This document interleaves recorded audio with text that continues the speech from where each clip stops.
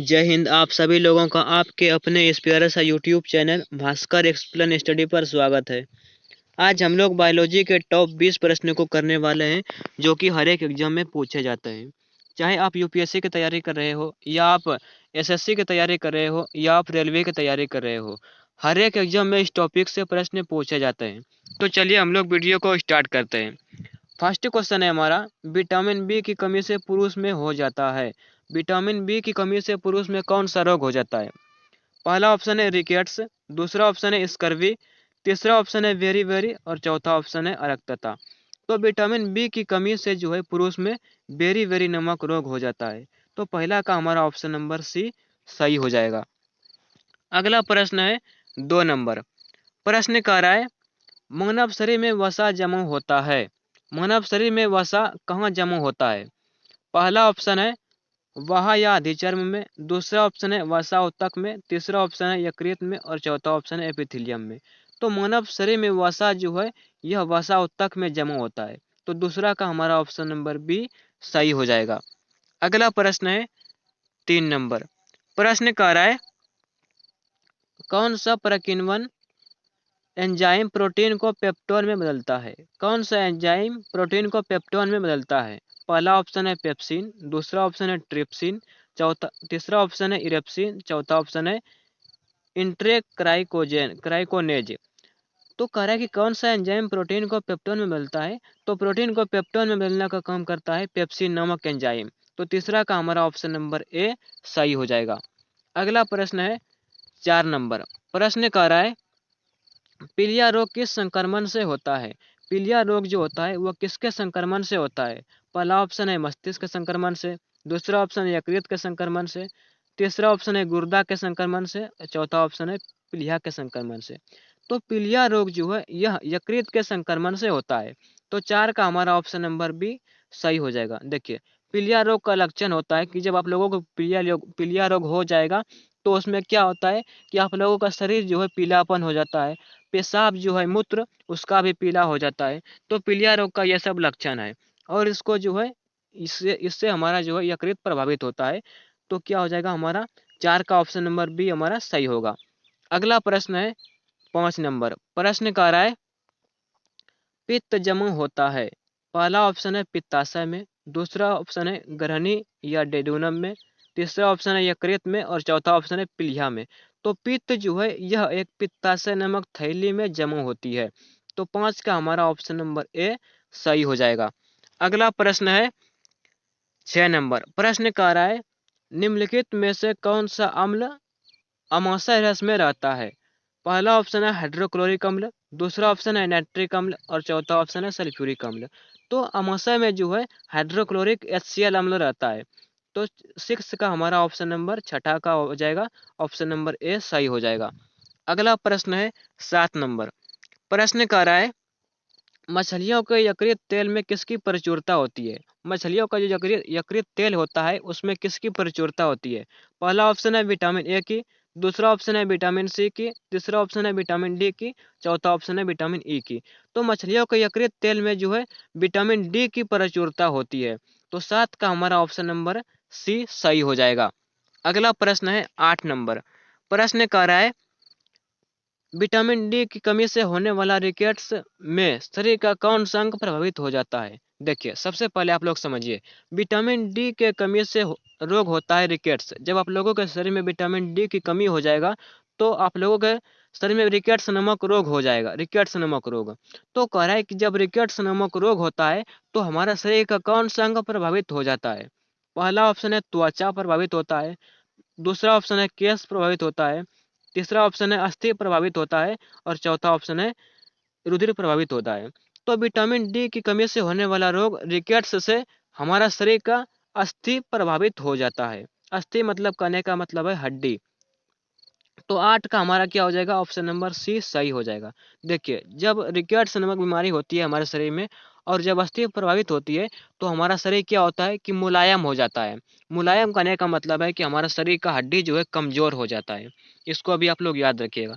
तो उसके बाद हमारा 9 नंबर प्रश्न है। देखिए, 9 नंबर प्रश्न कह रहा है, दालें निम्नलिखित में से किसका उत्तम स्रोत है? दाल जो है वो किसका उत्तम स्रोत है? दाल जैसे चना का दाल हो गया, मूंग का दाल हो गया, ये सब दाल होता है। तो दाल किसका स्रोत होता है? दाल हम लोग किसके लिए खाते हैं?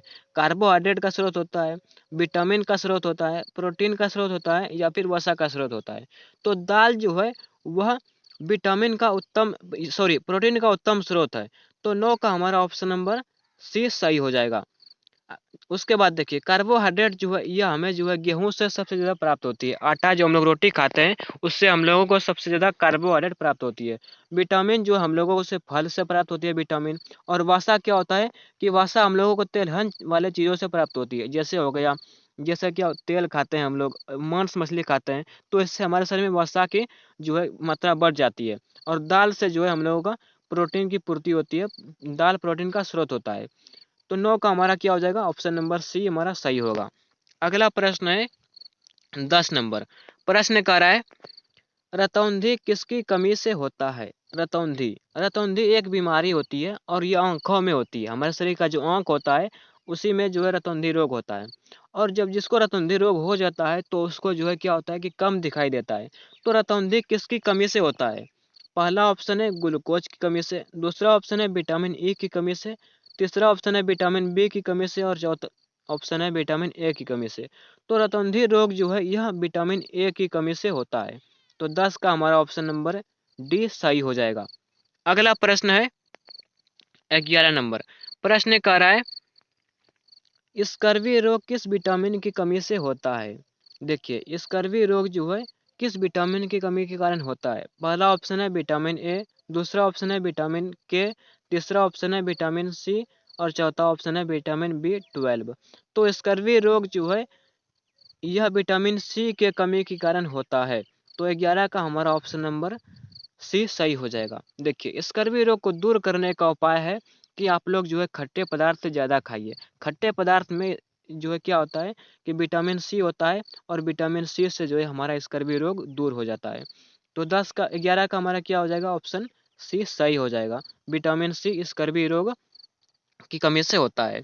अगला प्रश्न है 12 नंबर। प्रश्न कह रहा है खट्टे स्वाद के लिए कोशिका जिह्वा के किस भाग में होती है? खट्टे स्वाद के लिए जब हम लोग खट्टे पदार्थों को खाते हैं तो हम लोगों को पता चल जाता है, जीभ हम लोगों को जो है क्या होता है कि स्वाद चख लेता है कि यह पदार्थ खट्टा है। तो जिह्वा का कौन सा भाग स्वाद चखता है कि यह पदार्थ खट्टा है? पहला भाग है अगले भाग, दूसरा है पिछले भाग, तीसरा है पार्श्व भाग, और चौथा है मध्य भाग। तो खट्टे स्वाद के लिए जो है जिह्वा का पार्श्व भाग जो होता है वह स्वाद चखता है खट्टे पदार्थ कि यह पदार्थ खट्टा है। तो 12 का हमारा ऑप्शन नंबर सी सही हो जाएगा। अगला प्रश्न है 13 नंबर। प्रश्न कह रहा है आहार नाल में स्टार्च के पाचन में अंतिम उत्पाद क्या है? देखिए जब आहार नाल में स्टार्च का पाचन होता है तो पाचन होने के बाद क्या उत्पन्न होता है, क्या उत्पादन होता है? पहला ऑप्शन है ग्लूकोज का उत्पादन होता है, दूसरा ऑप्शन है ग्लैक्टोज का उत्पादन होता है, तीसरा ऑप्शन है माल्टोज का उत्पादन होता है, और चौथा ऑप्शन है आइसोमाल्टोज का उत्पादन होता है। तो आहार नाल में स्टार्च के पाचन में अंतिम उत्पाद हमारा हो जाएगा ग्लूकोज। जब आहार नाल में भोजन पूरी तरह से पच जाता है, स्टार्च जब पच जाता है तो ग्लूकोज का उत्पादन होता है। तो 13 का हमारा ऑप्शन नंबर ए सही होगा, ग्लूकोज। अगला प्रश्न है 14 नंबर। प्रश्न कह रहा है ग्लाइकोजन निम्नलिखित में से किसमें जमा होता है? ग्लाइकोजन जो है किसमें जमा होता है? पहला ऑप्शन है पीलिया या तिल्ली में, इसको हम लोग इंग्लिश में कहते हैं स्प्लीन। पीलिया का 3 नाम होता है, पहला तो पीलिया हो गया, दूसरा तिल्ली, और इंग्लिश में कहते हैं स्प्लीन। इसको भी आप लोग याद रखिएगा। तो पहला है पीलिया में, दूसरा है अग्न्याशय में, तीसरा है अमाशय में, चौथा है यकृत में। तो ग्लाइकोजन जो है यह यकृत में जमा होता है। तो 14 का हमारा ऑप्शन नंबर डी सही हो जाएगा। अगला प्रश्न है 15 नंबर। प्रश्न कह रहा है प्रातःकालीन धूप में मानव शरीर में कौन सा विटामिन उत्पन्न होता है? प्रातःकालीन धूप, देखिए प्रातःकालीन धूप कहने का मतलब है कि जब सूर्य जब डूबने को चला जाता है, यानी जब शाम हो जाता है और शाम के वक्त जो धूप होता है उसी को हम लोग कहते हैं प्रातःकालीन धूप। तो प्रातःकालीन धूप में मानव शरीर में कौन सा विटामिन उत्पन्न होता है? तो प्रातःकालीन धूप में मानव शरीर में जो है विटामिन डी उत्पादन होता है। तो 15 का हमारा ऑप्शन नंबर डी सही हो जाएगा। अगला प्रश्न है 16 नंबर प्रश्न कह रहा है किस विटामिन को अपनी सक्रियता के लिए कोबाल्ट की आवश्यकता होती है। पहला ऑप्शन है विटामिन बी, दूसरा ऑप्शन है विटामिन डी, तीसरा ऑप्शन है विटामिन बी 12 और चौथा ऑप्शन है विटामिन ए। तो विटामिन बी जो है इसको अपनी सक्रियता के लिए कोबाल्ट की आवश्यकता होती है। तो 16 का हमारा ऑप्शन नंबर ए सही हो जाएगा। अगला प्रश्न है 17 नंबर। देखिए 17 नंबर यहाँ पर प्रश्न नहीं दिया गया है, थोड़ा सा टाइपिंग में मिस्टेक हो गया है। तो 17 नंबर प्रश्न को जो है हम लोग रिवीजन में कर लेंगे। 18 नंबर प्रश्न कह रहा है खाद्य प्रोटीन के दो सबसे समृद्ध स्रोत क्या है। यानी सीधा क्वेश्चन पूछ रहा है कि प्रोटीन का स्रोत क्या है। पहला है मांस तथा अंडे, दूसरा है दूध और सब्जी, तीसरा है सोयाबीन और मूंगफली, चौथा है एक प्रकार का शैवाल और अन्य सूक्ष्मजीव। तो खाद्य प्रोटीन के दो सबसे समृद्ध स्रोत हो जाएगा सोयाबीन और मूंगफली।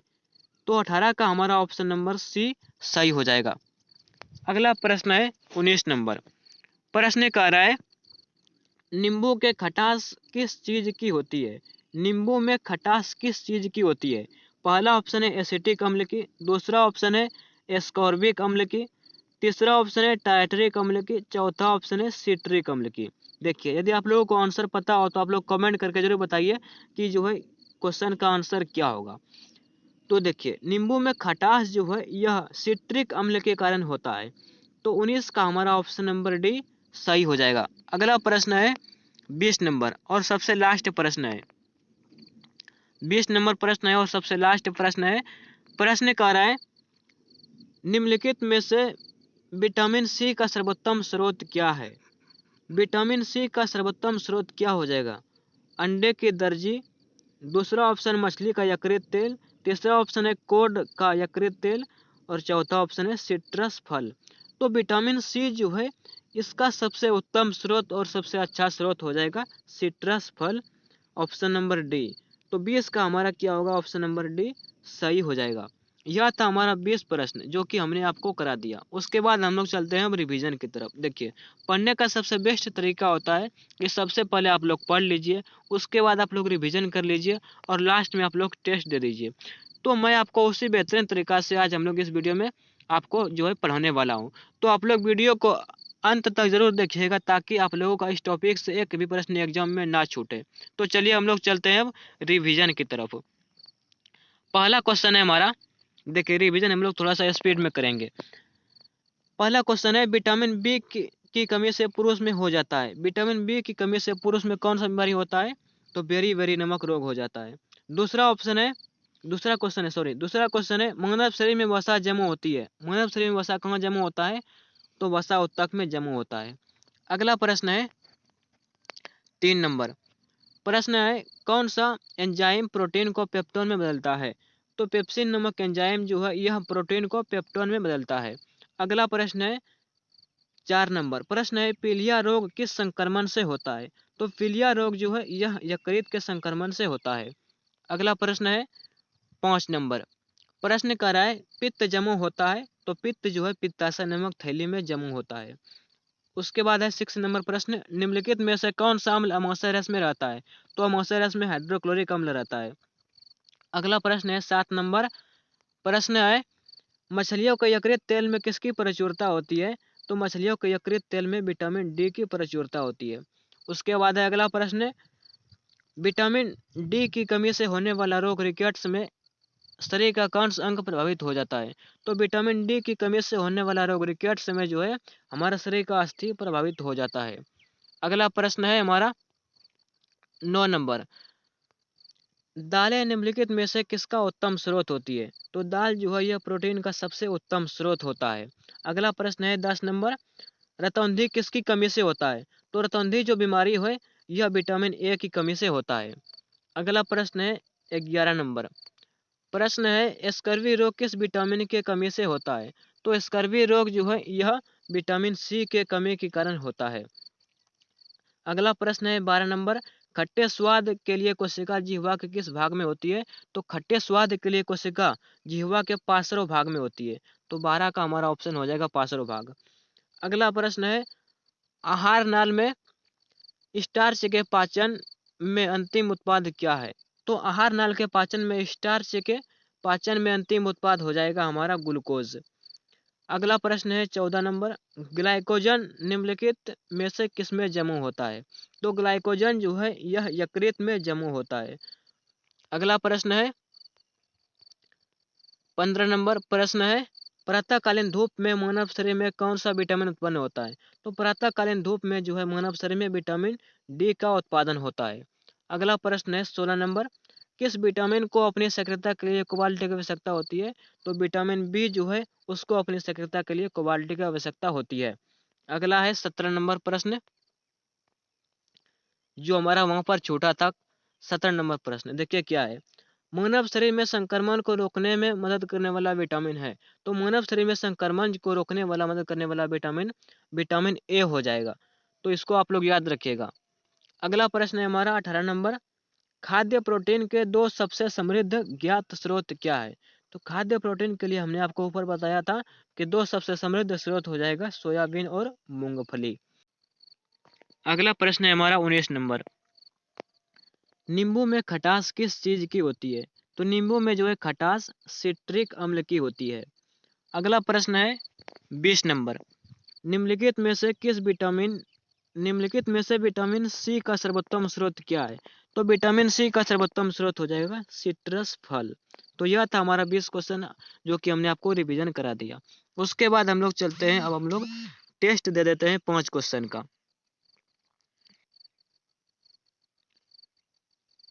तो टेस्ट का हमारा पहला सवाल है, विटामिन बी की कमी से पुरुष में हो जाता है। आप लोग बताइए, 4 ऑप्शन है आपके स्क्रीन के ऊपर कि कौन सा ऑप्शन होगा इसका सही आंसर। आप लोग कमेंट में बताइएगा। अगला क्वेश्चन है, मानव शरीर में वसा के पाचन में मानव शरीर में वसा जमा होता है। 4 ऑप्शन आपके स्क्रीन के ऊपर, आप लोग कमेंट करके बताइए कि आंसर क्या होगा इसका। वह त्वचा होगा, वसा उत्तक होगा, यकृत होगा या फिर एपिथेलियम उत्तक होगा। आप लोग कमेंट करके बताइए। अगला प्रश्न है, कौन सा प्रकीर्णन एंजाइम प्रोटीन को पेप्टोन में बदलता है? पहला ऑप्शन है पेप्सिन, दूसरा ऑप्शन है ट्रिप्सिन, इरेप्सिन और इंटे इंटेरोकाइनेज। आप लोग बताइए कि इसमें कौन सा ऑप्शन सही होगा। अगला प्रश्न है, पीलिया रोग किस संक्रमण से होता है? मस्तिष्क, यकृत, गुर्दा, पीलिया। आप लोग बताइए कि क्या होगा इसका आंसर। अगला क्वेश्चन है 5 नंबर, जो कि सबसे लास्ट है, पित्त जमा होता है पित्ताशय में, ग्रहणी में, यकृत में, पीलिया में। आप लोग कमेंट करके बताइए कि आप लोगों का 5 में कितना स्कोर रहा।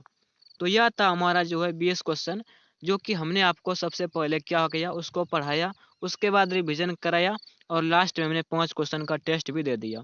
तो इस तरह से जो है पढ़ने का यह सबसे बेस्ट तरीका होता है। यदि आप लोगों को इस तरह का वीडियो आगे भी चाहिए कि रोज यूट्यूब पर एक वीडियो अपलोड करता हूँ, तो इसके लिए आप लोग हमारे चैनल को सब्सक्राइब कर लीजिए, ताकि मैं जो भी वीडियो अपलोड करूं, जो भी वीडियो यूट्यूब पर डालूं, उसका नोटिफिकेशन आप लोगों तक सबसे पहले पहुंचे। तो इसके लिए आप लोग हमारे चैनल को सब्सक्राइब कीजिए और यह वीडियो को आप लोग अपने दोस्तों तक शेयर कीजिए। तो चलिए हम लोग मिलते हैं अगली वीडियो में, तब तक के लिए जय हिंद, धन्यवाद।